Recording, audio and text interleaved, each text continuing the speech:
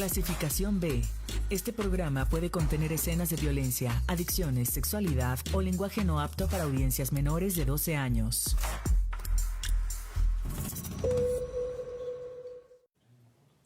Ayer domingo 31 de mayo, la presidenta Claudia Sheinbaum convocó a las y los mexicanos para dar un mensaje en conmemoración del segundo aniversario de su triunfo electoral. Para este comunicado, la mandataria optó por un formato interconectado y simultáneo en plazas públicas de 31 entidades del país, la cual reunió a más de 800,000 personas que reafirmaron el compromiso de seguir construyendo un México más justo, democrático y con bienestar para todas y todos. Por eso les pregunto, ¿quién decide en México? ¿Las agencias extranjeras o el pueblo? ¿Quién decide en México? ¿Los grandes intereses económicos o el pueblo? Vamos a defender la soberanía y la independencia de México. Vamos a defender la transformación. Los convoco a que a partir de la próxima semana vayamos a las plazas públicas a realizar asambleas informativas, repartir volantes y periódicos e informar al pueblo de que la patria no se vende, la patria se ama y se defiende.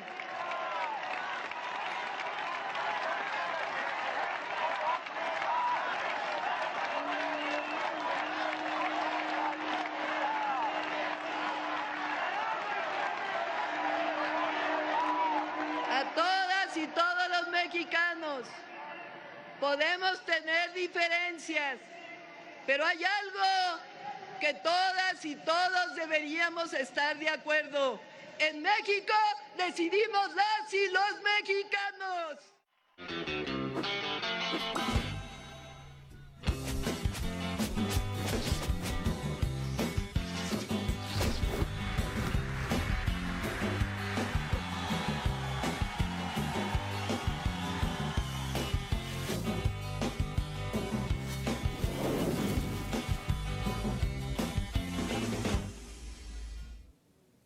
En la concentración, la presidenta Claudia Sheinbaum se pronunció sobre la defensa de la soberanía nacional, en donde destacó que se pueden tener diferencias, pero en algo que deberíamos de estar de acuerdo en México es que decidimos las y los mexicanos. ¿Por qué la presidenta organizó 31 concentraciones para la celebración del segundo año de su triunfo electoral, junto a un mensaje en defensa de la soberanía nacional? Javier, buenas noches. Nazaret, muy buenas noches. Un saludo a todo el público de Veracruz que nos está viendo aquí en Nuevo Régimen. Nazaret, creo que es importante entender la coyuntura en la que se encuentra México y también en América Latina, en donde tenemos procesos electorales prácticamente en todo lo que es el periodo 2026 y año 2027, en donde ya abiertamente Donald Trump, sus agencias de seguridad, sus aparatos políticos, sus aparatos de espionaje, están interviniendo abiertamente en las elecciones. Y con los anuncios que nos ha hecho Donald Trump y el gobierno de Estados Unidos y sus élites, la presidenta Claudia Sheinbaum tenía que mandar mensajes contundentes. Primero, un mensaje para recordarle a los mexicanos de que tienen una mandataria, que tienen clara cuál debe ser la lógica que históricamente han exigido los diferentes grupos políticos, los movimientos sociales, la ciudadanía en general, en que buscan que siempre debe haber una lógica soberana respecto a la forma de ejercer el poder político, sobre la parte de la política económica en la medida de lo posible, la parte sobre la soberanía energética, la soberanía alimentaria, respecto a que siempre los gobernantes mexicanos tienen que defender los intereses propiamente de lo que corresponde a los ciudadanos de este país, porque estamos conscientes que la historia nos ha enseñado que las grandes potencias, no importa qué tipo de régimen tengan, siempre quieren someter a las naciones débiles. Y en ese contexto, creo que la presidenta Claudia Sheinbaum manda un mensaje muy importante. Uno, que tiene la legitimidad de 2 años de triunfo electoral, en donde 36 millones de mexicanos le dieron el triunfo electoral, lo que representó prácticamente más del 52% de la votación total de lo que fue el proceso electoral en México hace 2 años. Manda un mensaje a la clase política mexicana, a la ciudadanía en general, respecto a cuáles han sido los logros que ha tenido su administración y evidentemente también mandar el mensaje de que su gobierno, junto a lo que es el proyecto de la 4T, que lleva 8 años gobernando el país, tiene el respaldo popular. ¿Y por qué se tiene el respaldo popular? Porque hizo un recordatorio, por ejemplo, de lo que han sido sus dos periodos de la 4T en el ejercicio del poder político y en especial el año 5 meses que lleva gobernando la presidenta Claudia Sheinbaum. ¿Y cuáles son los números, Nazaret? Se destaca que casi 43 millones de mexicanos tienen un programa social. Es decir, que las familias mexicanas, el 83% de los hogares tienen la oportunidad de recibir un apoyo. Este apoyo permite que los sectores sociales de todos los niveles económicos puedan tener oportunidades para poder continuar con sus estudios con el programa de las becas. Que la gente de la tercera edad pueda ayudar al sustento de sus vidas diarias y de sus familias con el programa Adultos Mayores. Que las madres solteras no se vean en apuros económicos con el apoyo que se les da. La parte del apoyo que también se le da a los campesinos a través de Sembrando Vida, apoyos con fertilizantes o créditos a la palabra, para que se le dé una reivindicación histórica al campo mexicano que fue abandonado durante los últimos 36 años del neoliberalismo, desde Miguel de la Madrid hasta Enrique Peña Nieto. Y una parte también muy importante que manda la presidenta Claudia Sheinbaum es que, a pesar del discurso poco inteligente que maneja la derecha mexicana internacional en argumentar de que se espanta la iniciativa privada, lo irónico es que por primera vez en México tenemos cifras históricas en inversión correspondientes al primer trimestre de cada año desde que se tiene medición. En México tenemos ingresos, Nazaret, por parte de empresas extranjeras cercanas a los 23,000 millones de dólares. Dentro del discurso de la derecha y de la ultraderecha, la parte estadounidense critican que México busca intervenir en sus elecciones que se vienen para noviembre de 2026 y a su vez a la inversa. México ha mencionado que puede existir una posible injerencia de Estados Unidos por parte hacia México en las elecciones del 2027. ¿Tú qué opinas al respecto? La jugada está cantadísima. O sea, ya vimos ejemplos como en Chile, en Argentina, en Honduras, en el proceso electoral que hubo apenas el domingo pasado en Colombia.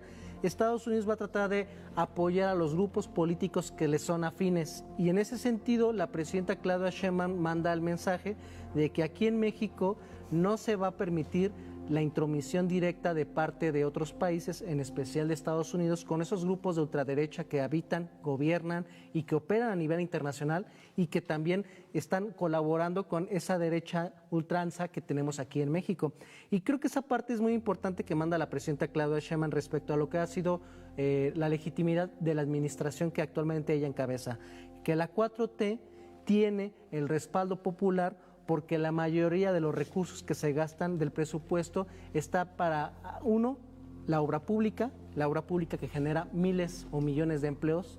Está la parte de los programas sociales, que ya se gasta aproximadamente en lo que va a ser el cierre del año 2026, 1.003.000 millones de pesos. Es decir, que prácticamente hablamos que una octava parte del presupuesto abiertamente va al presupuesto de los programas sociales. Se tiene la construcción de hospitales, la construcción también de servicios públicos de abandono que tuvo, por ejemplo, las escuelas mexicanas, la parte de reconstruir puentes, la remodelación de las carreteras. El proyecto que tiene la presidenta Claudia Sheinbaum es prácticamente volver a darle la dignidad que se merecen los caminos que no te cobran cuota, los caminos federales. Entonces, con el programa de Bachetón ya tiene actualmente el 23% de las carreteras federales de uso libre pavimentadas. Entonces, la idea que tiene la presidenta Claudia Sheinbaum es mandarle el mensaje político a la derecha mexicana y a la derecha internacional de que aquí se tiene un respaldo popular respecto a lo que es la forma en cómo se organiza políticamente nuestra nación, porque en el ejercicio del poder político Claudia Sheinbaum ha demostrado que tiene una política de desarrollo social, tiene un programa de inversión pública para la generación de grandes obras, que estas grandes obras a la vez generan empleos, y otra parte también muy importante de que en términos comparativos el aumento al salario mínimo que ha habido desde el año 2018 hasta el año 2026 ha sido casi del 196%. Dentro de las estrategias que tiene la presidenta Claudia Sheinbaum, ya las has mencionado, ¿no? En el sector económico, social, en desarrollo de infraestructura, en el sector energético y entre otros, ¿no? Pero dentro de su estrategia política, el presentarse en 31 plazas, en donde 30 fueron de manera virtual y una en la Ciudad de México fue de manera presencial. Y pues también recordar que pues, la República Mexicana tiene 32 entidades federativas, pero Coahuila está en elecciones y por eso se decidió nada más presentarse en 31 de ellas.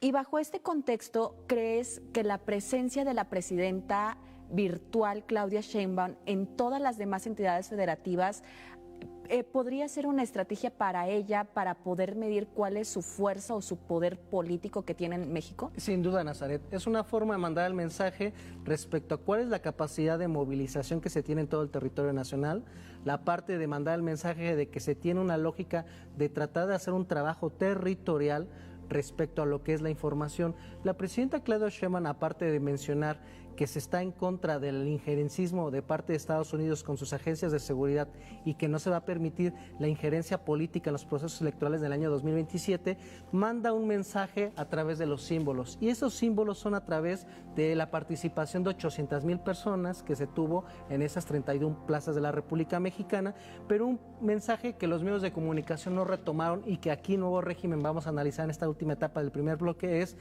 invitó que a partir de esta semana todos los que son simpatizantes de la 4T, todos los mexicanos que se oponen a una lógica intervencionista por parte de Estados Unidos o de cualquier potencia extranjera, se dediquen a hacer el trabajo de convencimiento en las calles, de repartir periódicos, de debatir, de hacer asambleas públicas. Ese es el espíritu de la 4T que en su momento podríamos decir tiene como característica del movimiento López Obradorista político, la organización social, el trabajo territorial y la parte de salir a las calles para mostrar organización. Ese mensaje político le manda a las élites políticas de Estados Unidos de ultraderecha y a las élites de derecha que acá buscan su apoyo. ¿Crees que sea una estrategia que verdaderamente funcione en repartir volantes, informar a casa por casa sobre el intervencionismo? Pues por lo menos una forma más de tratar de combatir lo que es el monopolio informativo de los medios y las redes. Bueno, pues muchísimas gracias, Javier. Vamos al siguiente tema.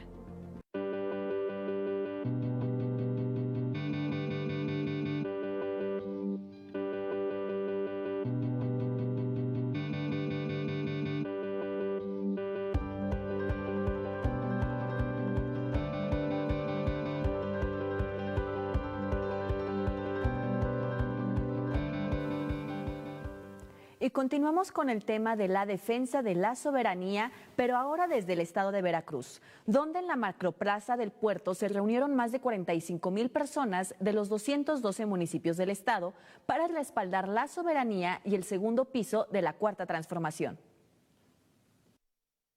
Desde hace 8 años, con el cambio del régimen, tiene claramente hoy dos visiones.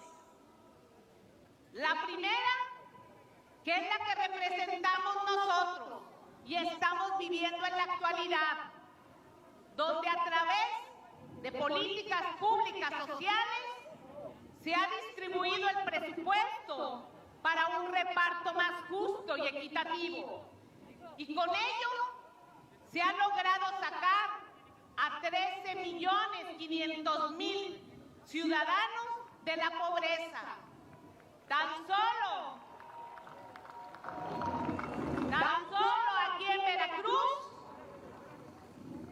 1,300,000 veracruzanos han dejado esa condición de pobreza extrema. Ha valido la pena. También, con la Cuarta Transformación, se le regresó al pueblo la confianza y autoestima para crear, construir e innovar. Ahora construimos grandes obras, trenes, aeropuertos, refinerías, puentes, carreteras, hospitales, escuelas, y vamos avanzando del rezago en que el neoliberalismo nos llevó en los últimos 35 años. La gobernadora Rocío Nale ha sido bastante firme y clara en su postura en contra del intervencionismo extranjero, mostrando su apoyo a la presidenta de México. ¿Cómo se distingue el mensaje que emitió la gobernadora en comparación a sus pares respecto al llamado de la defensa de la soberanía nacional? Nazaret, se distingue que la gobernadora ha sido muy clara para señalar el apoyo que le debemos de dar a la presidenta Claudia Sheinbaum respecto a las últimas semanas que hemos tenido en lo que ha sido la discusión mediática y política respecto a que México debe ser respetado por parte de Estados Unidos, en especial en temas de seguridad. Y también esto va de la mano con lo que ha sido las declaraciones de la gobernadora a lo largo de este año, 4 meses, en donde ambas han gobernado, tanto en el caso de Rocío Nale, el estado de Veracruz, y la presidenta Claudia Sheinbaum en la República Mexicana. Rocío Nale no tiene miedo de hacer declaraciones que respalden lo que es el proyecto de la Cuarta Transformación respecto a lo que es la lógica soberana que debemos tener como nación. Evidentemente, la gobernadora Rocío Nale está muy bien metida en la parte de la gobernanza en el estado de Veracruz, sobre la parte de programas sociales, reducción de deuda, la construcción de obra pública, atender las necesidades que dejaron las anteriores administraciones. Pero Rocío Nale también ha sido partícipe de lo que ha sido la construcción de un proyecto alternativo de nación. Y en ese sentido, la gobernadora Rocío Nale, utilizando esta concentración que se hizo en el estado de Veracruz, donde 45,000 veracruzanos salieron a mostrar el respaldo a la presidenta Claudia Sheinbaum, Rocío Nale manda mensajes muy contundentes. Deja en claro que todos los mexicanos tenemos que apoyar el proyecto de la presidenta respecto a marcar los límites de cuál debe ser la intervención de Estados Unidos y, sobre todo, hacer el señalamiento que la derecha internacional, en colaboración con la derecha nacional, están tratando de implementar un modelo de intervencionismo en donde no se le dé la oportunidad a los mexicanos de tomar las determinaciones respecto electoralmente cuáles son los proyectos que más le gustan. Entonces, creo que la gobernadora Rocío Nale, a diferencia de sus compares, ha tenido la capacidad de dar mensajes contundentes que reflejan muy bien lo que es el proyecto López Obradorista y que actualmente encabeza Rocío Nale, la parte de la soberanía energética. Ella, con su trayectoria política, ha sido partícipe tanto como legisladora como secretaria de Energía en la construcción de un proyecto soberano respecto a lo que es petróleo, combustibles, energía eléctrica. También la parte en lo que ha sido abiertamente defensora en sus conferencias de prensa y sus declaraciones de que México debe de continuar con una lógica de apoyo al campo mexicano, de apoyar a los productores para lograr la mayoría de lo posible la soberanía alimentaria para no depender de mercados internacionales respecto a precios o el suministro de lo que se requiere de materia prima para alimentar a la población. Otra parte muy importante en la que la mandataria estatal ha sido muy clara y respaldando a la presidenta Claudia Sheinbaum es que también México debe tener muy claro que a pesar de que tenemos diferencias internas, aquí los mexicanos debemos de dejar a un lado las banderas partidistas para dar el apoyo respecto a las cuestiones que corresponden a la patria, no importando qué partido político se está al frente de la titularidad del Poder Ejecutivo, siempre y cuando el titular del Ejecutivo Federal represente a todos los mexicanos ante las injerencias económicas, militares o de intervención directa sobre asuntos de seguridad de potencias extranjeras. Creo que la gobernadora ha sido muy clara. Y si comparamos lo que dijo la gobernadora Rocío Nale el día de ayer, la gobernadora mandó mensajes claros de lo que es un proyecto en donde se debe darle la continuidad de generar en la medida de lo posible esa soberanía política frente a Estados Unidos. Los otros gobernadores prácticamente dedicaron sus minutos de intervención para hacer pronunciamientos de lo que han sido los resultados de sus periodos de gobierno, de sus administraciones, pero Rocío Nale siempre ha sido muy clara en marcar cuáles deben de ser los límites y evidentemente esto va a generar problemáticas respecto a las élites económicas que no les gustan ese tipo de declaraciones. Pero ¿cuál es aquí la estrategia política de la gobernadora Rocío Nale? Por un lado, es muy clara respecto a las posiciones y sus banderas políticas sobre la soberanía energética, la soberanía en seguridad, la soberanía territorial, la soberanía en alimentos. Pero en la otra parte tenemos una gobernadora pragmática en donde en su ejercicio de poder político administrativo ha dado las facultades para que la iniciativa privada vea la alternativa de un gobierno de izquierda con las posibilidades de que aquí se tienen finanzas públicas, se puede invertir en proyectos industriales, en la capacidad de invertir en el Estado con condiciones de seguridad, en condiciones de reducción de carga administrativa y burocrática y sobre todo se manda el mensaje de que se puede tener firmeza ideológica y a la vez se puede tener claridad administrativa para generar las condiciones económicas de la generación de empleos de la mano con la iniciativa privada. ¿Por qué crees que el resto o la mayoría de los gobernadores del Movimiento de Regeneración Nacional no defienden o no se sobreponen a la defensa de la soberanía como lo hace la gobernadora Rocío Nale, porque también en consideración o tomando en cuenta que la gobernadora Rocío Nale retoma todos los principios y valores del Movimiento de Regeneración Nacional, la ideología de la Cuarta Transformación. ¿Por qué con ella sí lo vemos y con los demás no? Son varias cosas. Creo que el primer elemento, voy a ponerlo en 3, consiste en que si analizamos la trayectoria de Rocío Nale dentro del movimiento, ella nació en la izquierda. A diferencia de otros gobernadores pertenecientes a la 4T, Rocío Nale siempre ha militado políticamente en la izquierda. En su momento, al interior del PRD, ya estaba identificado dentro de lo que es la corriente López Obradorista, que defiende todas las banderas que hice mención. Otro punto muy importante es que la gobernadora Rocío Nale le tocó ser constructora de lo que es el proyecto respecto a las banderas de lucha y conoce a fondo lo que representa un Estado benefactor. Y creo que un tercer elemento muy importante que tenemos que destacar que tiene la gobernadora Rocío Nale es de que su accionar como gobernante le permite tener claridad discursiva. Como gobernante genera las condiciones de tener una buena coordinación con la iniciativa privada, ha demostrado congruencia de que no va a destinar recursos económicos para publicidad gubernamental, ha demostrado una eficiencia administrativa, ha también mostrado la claridad respecto a hacer críticas a la oposición, y una parte muy clara de Rocío Nale es que le ha puesto cara para enfrentar las declaraciones del intervencionismo extranjero proveniente de Estados Unidos. Los otros gobernadores pues no tienen esas características. Por ejemplo, la gran parte de los gobernadores del norte del país anteriormente habían sido priistas o panistas, no tienen una trayectoria de izquierda. Otro punto importante es que muchos de estos gobernadores tienen miedo de pelearse con las élites económicas de Estados Unidos porque saben que representan una parte importante de la inversión en sus estados. Otra parte también que no queremos a veces mencionar dentro de la izquierda es que a veces no tienen la claridad de conceptos para poder hacer la defensa de un proyecto. Entonces, creo que la gobernadora Rocío Nale tiene como característica que tiene una buena formación política, tiene trayectoria de izquierda, tiene responsabilidad, transparencia y buenos resultados como gobernadora que le permiten mantener un discurso coherente, que no le dan la oportunidad de que los grupos opositores a nivel Veracruz y a nivel nacional e internacional le puedan señalar como incongruente, porque en el poder político demuestra que es eficiente, honesta, cercana al pueblo, genera empleos y a la vez puede tener la firmeza tanto en discurso político de lo que representa un proyecto soberano. Y creo que esa parte le permite que la congruencia le permita ser firme en cuestiones políticas. Y creo que Rocío Nale representa muy bien lo que es el inicio de lo que es el movimiento de la Cuarta Transformación. Estamos conscientes que en el año 2018 López Obrador tuvo que hacer una alianza amplia entre sectores políticos, económicos y sociales para ganar la elección del año 2018.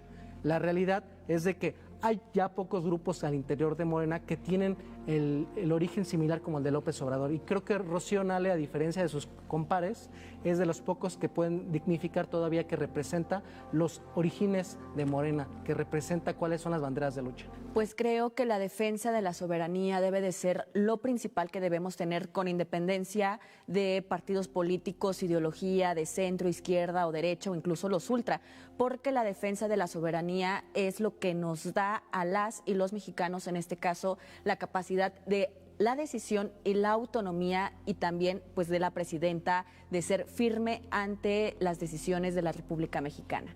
Pero bueno, vamos a una pausa y volvemos a Nuevo Régimen.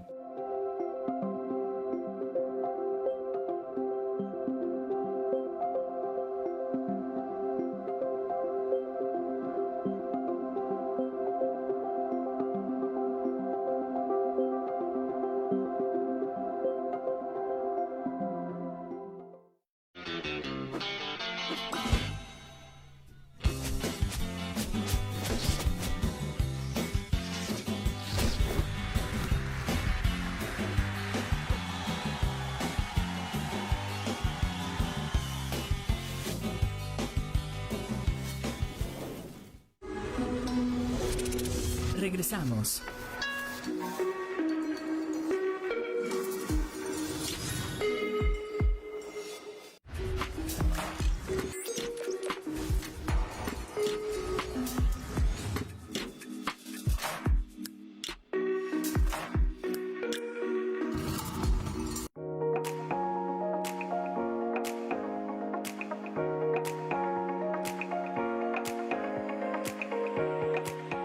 Mienten, nunca fueron neutrales, tampoco críticos, jamás se alzaron valientemente frente al poder.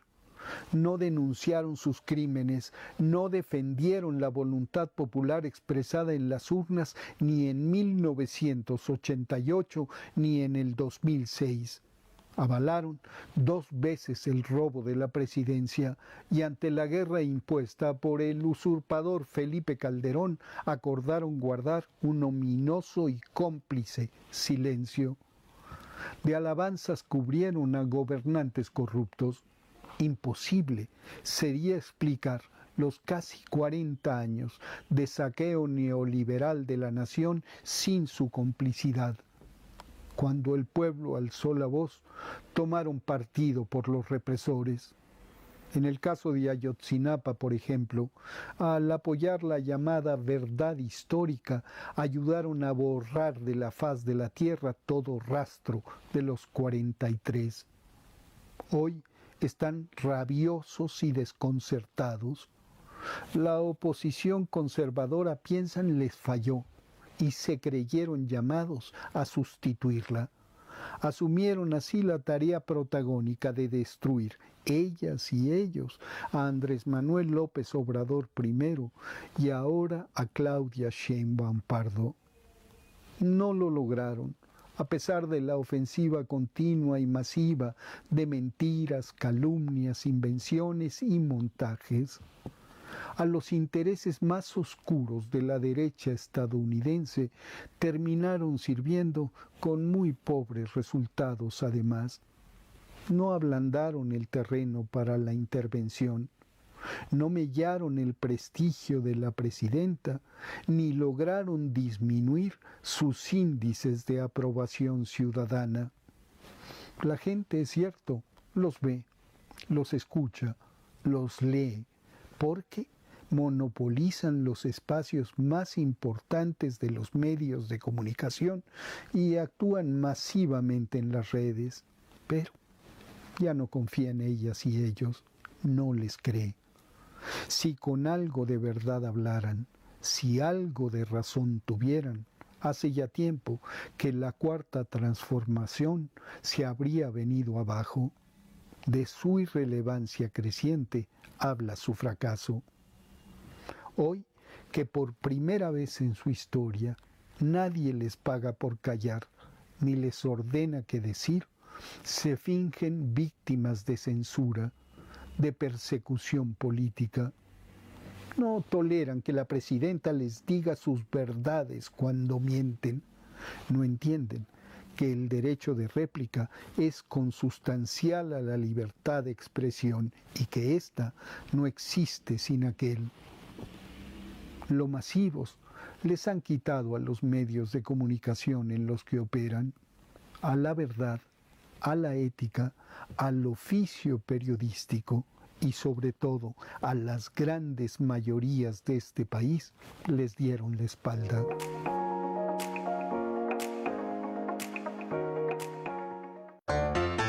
En Jalapa hay un barrio mágico. Se llama Jalitic. Y es el primero en recibir este nombramiento en el estado de Veracruz. Vamos a Jalitic para conocer más sobre su historia. Es quizá el barrio más representativo de Jalapa. Es aquí donde iniciaron y se asentaron los pueblos prehispánicos y el motivo fue que en este lugar se encuentran una serie de manantiales.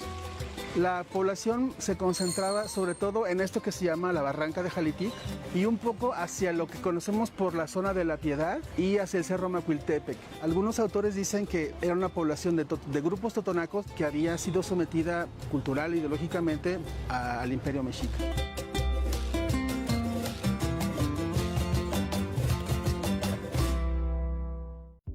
Esta película nos habla de que a veces la necesidad es la causante de todos nuestros males. Hablemos de streaming. The Housemaid, la asistente, dirigida por Paul Feig y basada en la novela de Frida McFadden, parece al inicio un thriller doméstico juguetón, heredero de títulos como La mano que mece la cuna. la criada vulnerable que podría ser una amenaza, la esposa rica que parece perder la cordura.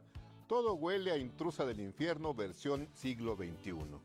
Millie, Sydney Sweeney, llega desesperada, sin casa, con antecedentes penales, aferrándose al empleo como a una tabla de salvación, y Nina, Amanda Seyfried, es la mujer adinerada, rígida, aparentemente inestable. La película nos empuja a sospechar de ellas, a pedirlas, a enfrentarlas. Pero el verdadero centro de gravedad está en Andrew, Brandon Sklenar, el esposo perfecto. Encantador, exitoso, sereno, la casa diseñada por él es símbolo de control, un espacio donde el poder masculino no necesita gritar para imponerse. Mientras las mujeres parecen competir, él ocupa el lugar cómodo de quien decide, observa y administra efectos. Ahí es donde la cinta deja de ser solo un thriller pulp y revela algo más incómodo: cómo la necesidad económica de una mujer puede volverse terreno fértil para el abuso y cómo el matrimonio puede transformarse en una jaula elegante. Más que una guerra entre mujeres, The Housemaid expone la violencia sutil y a veces no tanto de un sistema que enseña a algunos hombres a aprovecharse de la precariedad emocional y material de las mujeres. Entre giros exagerados y tensión estilizada, la película entretiene, pero también deja una idea inquietante. El peligro no siempre entra por la puerta principal, a veces ya vive ahí, protegido por el privilegio. Esta película la pueden disfrutar en Apple TV y en Amazon Prime. Les espero la próxima, aquí, para que hablemos de streaming.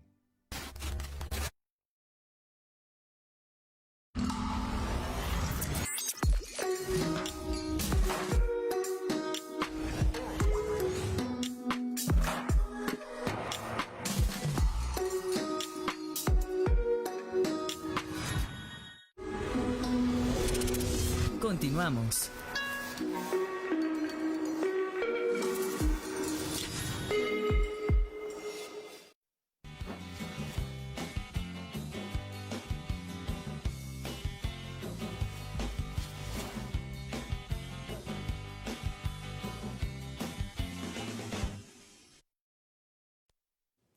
La gobernadora de Chihuahua, Maru Campos, ha enfrentado semanas de alta tensión política. La controversia comenzó tras la muerte de 2 integrantes de la Agencia Central de Inteligencia estadounidense durante un operativo para desmantelar un narcolaboratorio en la Sierra Tarahumara. Posteriormente, el Senado de la República la convocó para explicar lo ocurrido, pero decidió no asistir. Ante las críticas, Campos inició una gira por diversos medios de comunicación para presentar su versión de los hechos. Más tarde fue citada por la Fiscalía General de la República en calidad de testigo, ocasión en la que recibió el respaldo público de la dirigencia nacional del Partido Acción Nacional. En este contexto, los expresidentes Vicente Fox y Felipe Calderón participaron en un mitin de apoyo a la mandataria estatal en Chihuahua. La gobernadora de Chihuahua, Maru Campos, recibió el respaldo público de los expresidentes panistas Vicente Fox y Felipe Calderón durante una reunión realizada en la ciudad de Chihuahua, donde declaró que lo que está en juego no es la definición de soberanía, sino que Morena quiere todo el poder para entregárselo a los cárteles y que los niños van a escribir en sus clases de historia con todas sus letras Morena 4T narcogobierno. El evento tuvo la presencia de dirigentes estatales y nacionales del PAN. Ahí Calderón definió la estrategia de seguridad implementada durante su gobierno y sostuvo que fue una decisión correcta, pese a que el denominado Operativo Chihuahua desató uno de los periodos más violentos en la historia reciente de la entidad. Por su parte, Fox expresó su apoyo a Maru Campos y cuestionó lo que califica como una persecución política en contra de la mandataria chihuahuense. ¿Qué representa que el dirigente nacional del PAN, Jorge Romero, tenga que recurrir a los expresidentes de la República como Vicente Fox y Felipe Calderón para mostrar su respaldo a Maru Campos? Nazaret, la falta de cuadros políticos del PAN, eso es lo que representa. Cuando tienes que recurrir a 2 expresidentes que políticamente han sido atacados por parte de la población por las pésimas condiciones en que dejaron sus administraciones en México, creo que refleja la poca capacidad que tiene actualmente el PAN respecto a poder generar nuevos cuadros políticos y sobre todo los que podrían ser naturalmente sus nuevos cuadros para poder competir electoralmente, no tienen la capacidad de proyección nacional y cuando lo tienen resulta que es por producto de un escándalo respecto a la violación a la soberanía nacional correspondiente a lo que dice la Constitución Política de los Estados Unidos Mexicanos y la Ley de Seguridad Nacional. Y esta estrategia en donde ellos quieren tratar de hacer una recomposición mediática y discursiva respecto a los errores de Maru Campos, hable también una parte del debate muy importante respecto a qué le está pasando a Acción Nacional. Acción Nacional quiere buscar el apoyo de Estados Unidos, de Donald Trump, de las élites de derecha en el extranjero, en especial en Estados Unidos, porque están viendo que electoralmente ya no son una opción rectable en México. Entonces, ¿cuál es la lógica que quieren implementar? Buscar el apoyo de las élites políticas y económicas de Estados Unidos, buscar aquí en México implementar una narrativa de que el gobierno de la presidenta Claudia Sheinbaum y Morena están vinculados al crimen organizado, esa estrategia que han tratado de decir que es una narcopresidenta, es un narcopartido, es un narcogobierno, lleva muchos años tratando de implementar como estrategia para tratar de buscar el apoyo de la ciudadanía. La realidad es que también electoralmente los mexicanos han demostrado que no le compran ese discurso al partido Acción Nacional. ¿Y por qué no le compran ese discurso? Porque electoralmente, como lo mencionaba en 2 bloques pasados, lo que ha sido la comparación de lo que han sido los gobiernos de la 4T con lo que fue los gobiernos del PAN, hace que la ciudadanía en México entienda que tienen 2 alternativas muy marcadas, muy visibles, y en ese momento es que toman decisiones electorales. Por ejemplo, ¿cómo lo vamos a ver con números? Actualmente el PAN solamente tiene 4 estados de la República, pero antes del año 2018 el PAN tenía 12 gobernaturas. Si nos damos cuenta, esta caída ha sido muy importante respecto a la capacidad que tienen para poder ser una fuerza representativa a nivel estados de la República. Y si hablamos de cómo les ha ido en la Cámara de Diputados, cómo les ha ido en las presidencias municipales, cómo les ha ido en la Cámara de Senadores, cómo les ha ido en las presidencias municipales, pues vamos a ver que una abierta caída de parte de lo que son sus preferencias electorales es el reflejo de que la ciudadanía no les cree su discurso político. Y otra parte muy importante, hace la comparativa de lo que es el proyecto de lo que fue López Obrador, de lo que es ahorita actualmente Claudia Sheinbaum, en lo que es el ejercicio del poder político en México, y lo comparan con lo que fue el pasado inmediato, de lo que fue la administración de Vicente Fox Quesada y de Felipe Calderón. ¿Crees que la estrategia del PAN de vincular tanto a Morena como a la actual administración de la presidenta Claudia Sheinbaum, de relacionarla con un narcogobierno, una narcopresidenta, se pueda ver si tuvo o no eficacia en las elecciones del 2027? Y también relacionando un poquito esto con si también puede ser una estrategia para Estados Unidos, donde el PAN representa ese apoyo de Estados Unidos, donde pues Estados Unidos mencionó que los grupos de narcotráfico eran igual a grupos terroristas. Es que en el caso de lo que fueron las administraciones precisamente de Vicente Fox y de Felipe Calderón, como gobernantes panistas, Estados Unidos tuvo la facilidad para que sus agencias de Estados Unidos pudieran operar en territorio nacional, para que determinaran la política de seguridad que se tenía y sobre todo que pudieran operar a sus anchas en beneficio de la élite política y económica. Es muy bien sabido que esas agencias de seguridad espiaban a la clase política mexicana, tenían la utilización de armas aquí en México y sobre todo las directrices respecto a lo que era el combate al crimen organizado, aquí a rajatabla se obedeció. En el caso de Felipe Calderón empezó una política de guerra contra el narcotráfico que generó un baño de sangre en todo el territorio nacional. Entonces, ¿qué es lo que plantea el PAN en cooperación con Estados Unidos? Es tratar de rescatar las banderas electorales que han sido exitosas en América Latina. En América Latina han tratado de tener los partidos de derecha y sus candidatos la vinculación de que los gobiernos de izquierda y los candidatos de izquierda están vinculados al crimen organizado y que los partidos de derecha tienen una lógica de mano dura, de la utilización del ejército, de la cooperación con Estados Unidos para combatir el crimen organizado. Aquí el reto que va a tener Morena, el Verde, el PT es cómo evitar que esa estrategia que tuvo éxito en todo el continente americano, en especial en Latinoamérica, puede verse aquí beneficiada por parte del PAN o del PRI como estrategia electoral. La clave creo que va a ser muy importante es de que la presidenta Claudia Sheinbaum va a tener que seguir dando resultados y esos resultados comunicarlos directamente a la población.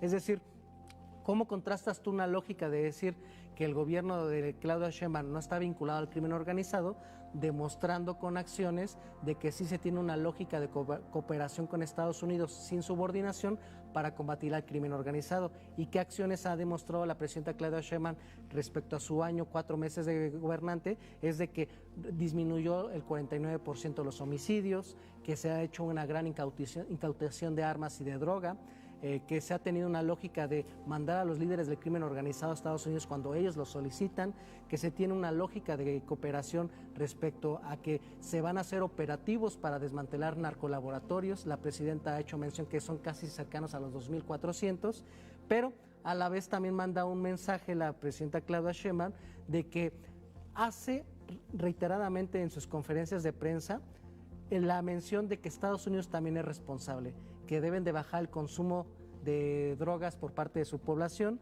que debe de disminuir el flujo de armas que mandan de Estados Unidos a territorio mexicano, que son los grupos que arman acá sus estrategias de desestabilización política y de llevar drogas a Estados Unidos, precisamente con las armas que ellos mandan, y sobre todo de que deben de tener una política de persecución del dinero, de las ganancias del crimen organizado, y que son lavadas por parte de empresas estadounidenses y sus bancos. ¿Por qué no se considera viable que la estrategia de la dirigencia nacional del PAN, al presentar a los dos expresidentes, tanto Vicente Fox como Felipe Calderón, no sea de un apoyo, de un respaldo de alguien que ya tuvo la experiencia de estar en la presidencia de la República y no solamente por falta de cuadros políticos? Porque lo que ellos te quieren vender de que la estrategia de seguridad que tuvieron con sus administraciones es de que hubo un combate al crimen organizado, pero la realidad es que ellos no se acuerdan que precisamente electoralmente el pueblo de México lo sacó del poder político porque la gente ya estaba cansada de la violencia que se dio prácticamente en todo el territorio nacional. Una lógica en donde los grupos del crimen organizado prácticamente diversificaron sus formas de operar y no solamente se convirtieron en agentes que llevaban droga a Estados Unidos o a otras partes del mundo, sino que diversificaron sus formas de delinquir, y eso no lo olvida el pueblo de México. Ellos prácticamente tomaron el control político y territorial en muchos territorios de nuestra nación mexicana. Prácticamente diversificaron otras formas de delincuencia como el huachicol petrolero, el huachicol de agua, la parte de las extorsiones a las clases medias y bajas en sus negocios, la parte de tener el control territorial de minas, hacerle el trabajo sucio a las grandes empresas petroleras o de minas para que la gente tuviera que abandonar aterrada por la violencia sus tierras y ellos tuvieran concesiones. Creo que esa parte de la población mexicana la tiene muy clara, y sobre todo pues de que tratan de vender una estrategia de que Maru Campos, está siendo señalada por parte de la Presidenta de la República y la Fiscalía General de la República por tratar de combatir al crimen organizado, cuando la realidad es que ellos quieren hacer el desvío de la narrativa política en los medios de comunicación, de que la verdadera situación en peligro no es de que si quiere o no combatir al crimen organizado, sino que ella le está dando la llave de entrada a que otra vez Estados Unidos tenga políticas intervencionistas en cuestiones de seguridad. Creo que esa es la parte en la que la estrategia del PAN tiene su dificultad para poder tener convencimiento por parte de la población, de hacer creer a la población de que se le juzga a Maru Campos por la parte de perseguir a los delincuentes y a sus laboratorios, sino la parte de que está metiendo a la CIA otra vez en territorio mexicano. Y que también es un atentado y una violación al artículo 40 constitucional y a la Ley de Seguridad Nacional. Pero vamos al siguiente análisis.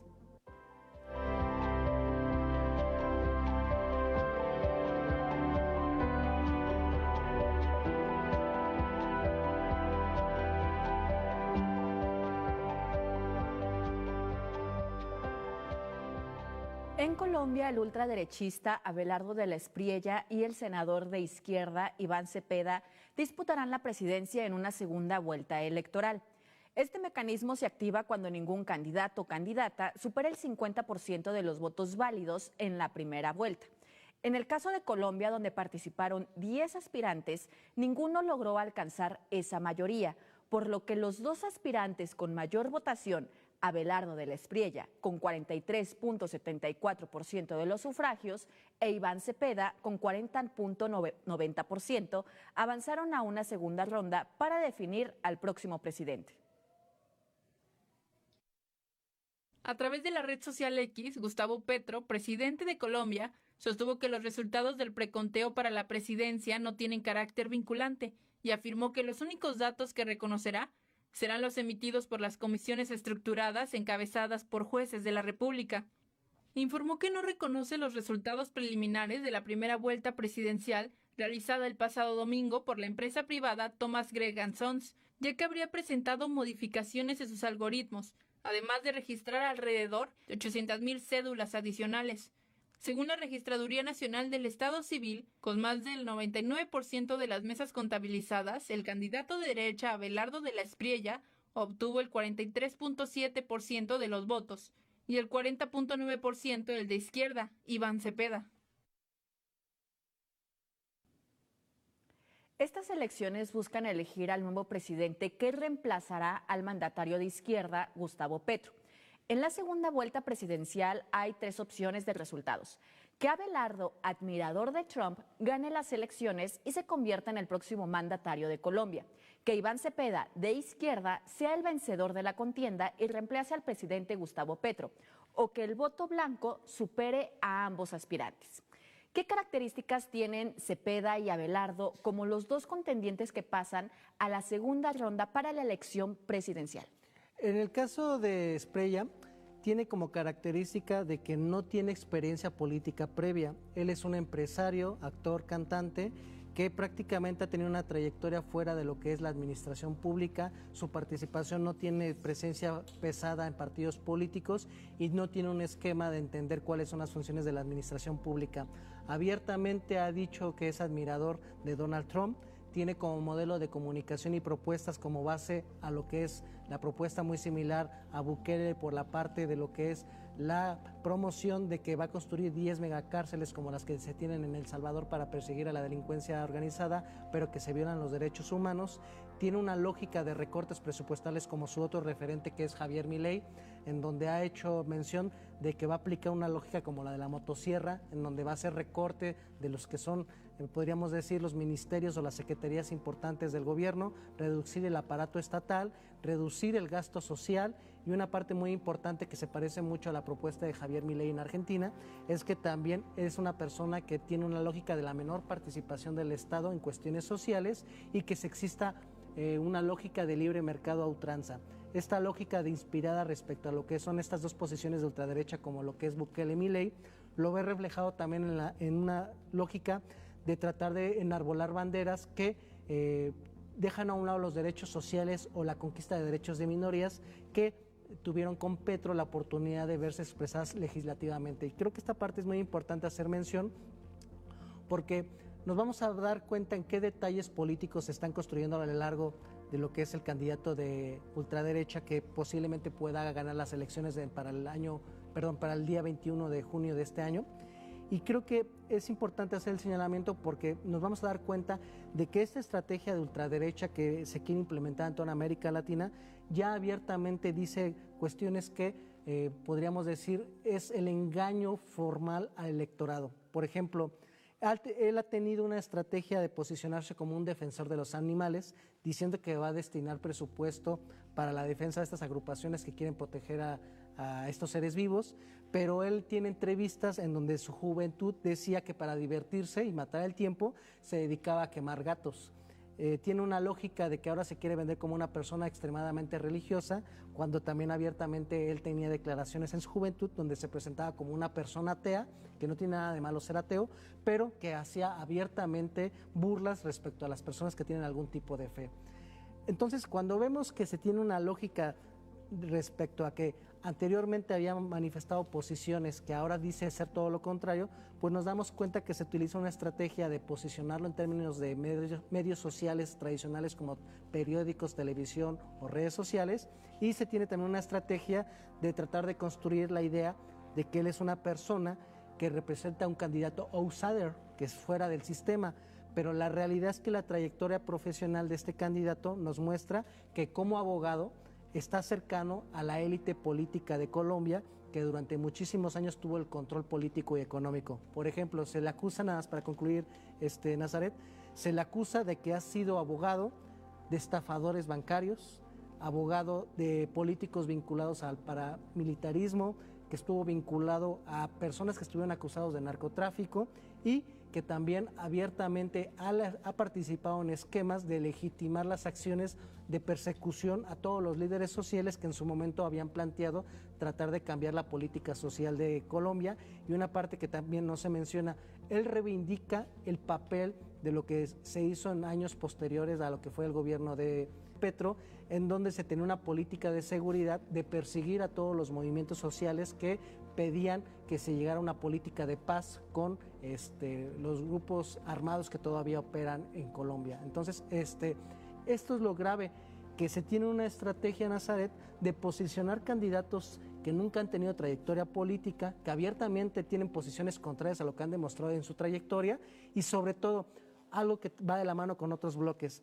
Él construyó una estrategia a partir de construir en redes sociales el mensaje político de acuerdo a cada sector y que incluso ha recurrido a la inteligencia artificial para crear falsos videos en contra de su adversario Cepeda y que también ha utilizado granjas de bots para posicionarlo mediáticamente con las temáticas que a él le interesan. Entonces es un candidato que puede poner en peligro lo que fue los avances que se tuvieron con Petro. Y que Abelardo aparte ha mencionado en reiteradas ocasiones que él considera que solo aquellos que han administrado la riqueza tienen las facultades para administrar al Estado. Y personalmente creo que este es un candidato que miente por convivir o miente simplemente para ganar una elección en donde no existe una coherencia o congruencia entre lo que siente, lo que piensa y lo que hace. Y pues si llegan a ganar las elecciones, se verán los resultados de precisamente estas mentiras o estas incongruencias que lo han mantenido en su campaña.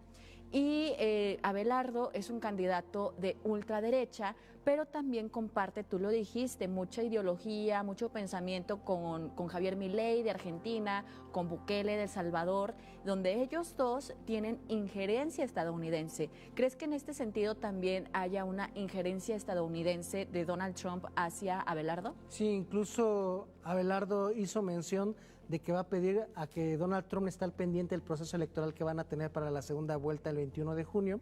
También abiertamente, por ejemplo, ha recibido apoyo de lo que son los grupos del Escudo de las Américas, estas agrupaciones de América Latina que se alinearon a Donald Trump, en donde, por ejemplo, el presidente de Ecuador acaba de hacer declaraciones de que si llega a ganar esta opción de alternativa política en Colombia, le iba a quitar los aranceles que le había puesto. Entonces, ya vemos que abiertamente otros mandatarios de América Latina de derecha están haciendo este tipo de promoción, como que lo que ha hecho Donald Trump respecto a lo que ofrece a los electores de América Latina para que apoyen a los candidatos de los que él se siente identificado o a los que quiere impulsar. Por ejemplo, a los argentinos les dijo que si no apoyaban a los candidatos a la Asamblea Legislativa de Argentina, no les iba a dar un préstamo de $20,000 millones. Entonces, creo que es importante hacer mención de que lamentablemente ya vemos un esquema bien utilizado por parte de la derecha internacional apoyada por Donald Trump, en donde ya tienen prácticamente el control de las redes sociales para posicionar a candidatos y que un completo desconocido, una persona indolente con la temática social, ahorita sea el favorito para ganar. Y coméntanos tanto Cepeda como Gustavo Petro qué han mencionado o ante qué se han proclamado ante estas peticiones de Abelardo de ingerir Estados Unidos. Es que han mencionado que, por ejemplo, quizá te lo voy a cambiar un poquito, que es importante mencionarlo aquí en Nuevo Régimen, han hecho la declaración de que el conteo de los votos la tiene una empresa privada que puede canalizar 800,000 personas que no están registradas para votar, pero que pueden influir en las elecciones. Pues más que una competencia entre dos candidatos, la segunda vuelta presidencial en Colombia se perfila como una confrontación entre dos visiones ideológicas profundamente distintas sobre el rumbo de ese país sudamericano. En este contexto, la elección se convierte en una disputa por definir qué modelo político, económico y social prevalecerá en Colombia durante los próximos años. Y por otra parte, el respaldo público de la dirigencia nacional del PAN, así como de los expresidentes Vicente Fox y Felipe Calderón, muestran que el caso de Maru Campos ha dejado de ser un asunto exclusivamente estatal para convertirse en una causa asumida por el panismo a nivel nacional. Y finalmente, el discurso de la presidenta Claudia Sheinbaum en el Monumento a la Revolución y el respaldo expresado por la gobernadora Rocío Nale convergen en un mismo mensaje político: la defensa de la soberanía nacional y el principio de no intervención. En conjunto, ambos posicionamientos refuerzan una narrativa que coloca a la soberanía nacional como un eje central del proyecto político de la Cuarta Transformación. Gracias por acompañarnos el día de hoy a Nuevo Régimen. Javier. Nazaret, fue un gusto estar aquí contigo, Nuevo Régimen, y también agradecer al público que nos viera, a nombre de todo el público aquí en cabina y también en el estudio. Muchísimas gracias, Javier. Un abrazo fraternal para todos. Esto fue Nuevo Régimen. Nos vemos en la próxima emisión con más información, debate y contexto.